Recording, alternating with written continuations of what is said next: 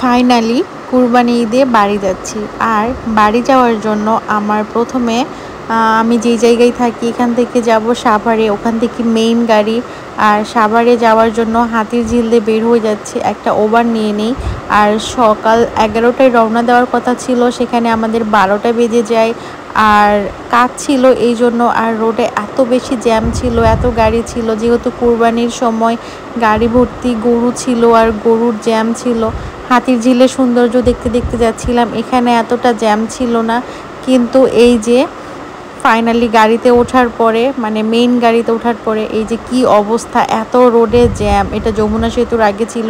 আর সবাই তাদের স্বপ্ন বাড়ি যাবে, এই জন্য কেউ ট্রাকে করে যাচ্ছে, কেউ বা বাসের ছাদে। মেয়ে মানুষ ছেলে মানুষ কিছু না, সবাই মিলে যাচ্ছে বাসের ছাদে। মহিলা মানুষও যাচ্ছে গাড়ির ছাদে। এই যে আমি এখানে দাঁড়ায় থেকে খাচ্ছিলাম, কারণ কতক্ষণই বা বসে থাকবো, এত বেশি জ্যাম ছিল। এটা যমুনা সেতুর